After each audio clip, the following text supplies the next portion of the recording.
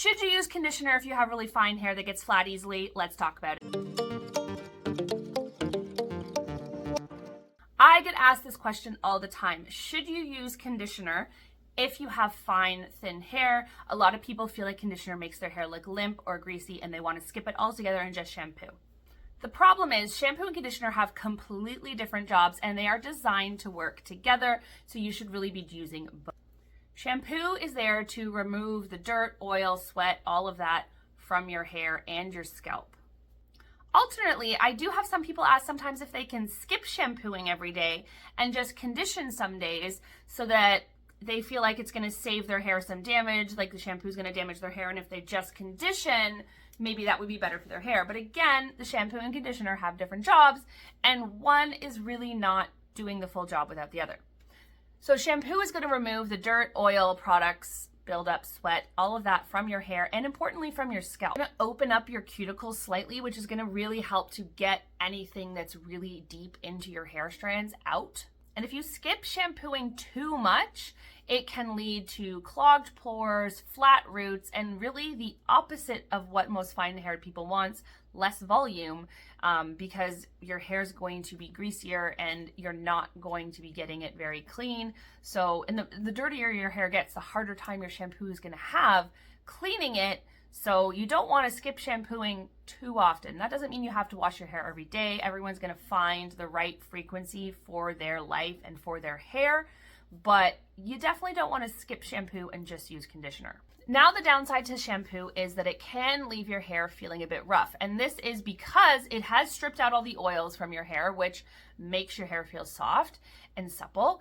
And like we said, it has raised those cuticles slightly, and raised cuticles look like frizz and feel rough and look dull. So then you're going to go in with conditioner, and conditioner is going to smooth your hair and seal back down those cuticles. No, you cannot just use cold water to seal your cuticles. There is a specific pH in shampoo that opens up your cuticles and another pH in conditioner that closes them down. The conditioner also adds slip, which is like how smooth you can tell after you condition your hair. It gets really silky smooth feeling in your hands while it's wet.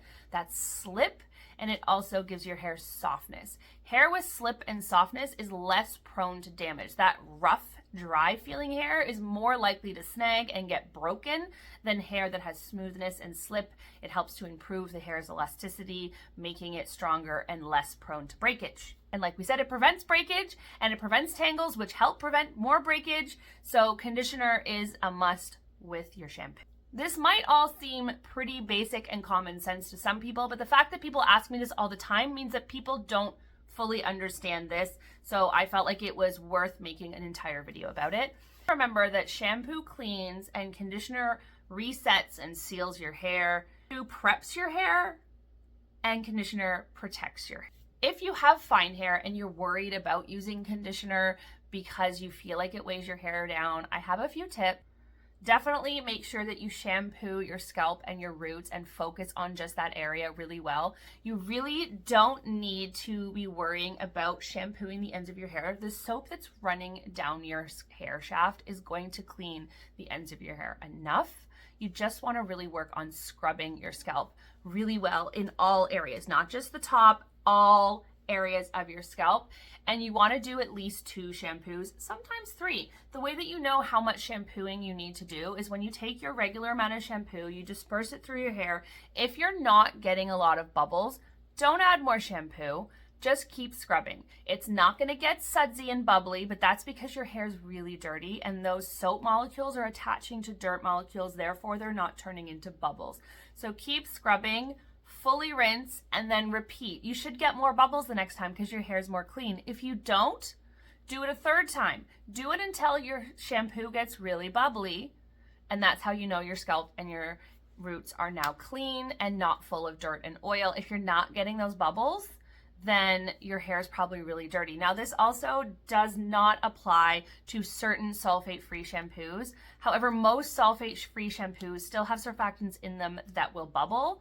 So for the most part, you don't have to worry about it. But if you're using a real no poo, like a Davines or something like that, those shampoos actually don't suds up, but that's a different story. Most of the products you use, even if they're sulfate free, are going to get bubbly when the hair's clean. You also want to use a lightweight conditioner that is made for your hair type, something that is for volumizing, for fine hair, things like that. Stay away from products that have butters in them, like shea butter, cocoa butter, anything like that. Stay away from conditioners that are full of oils. Those are usually heavier. Something that says for fine hair, for volume, something like that. And then make sure you're only conditioning your mids to your ends and you're keeping the conditioner off your roots and your scalp. Unless you have super dry damaged hair or really textured curly hair. Those people do need to put conditioner in their roots.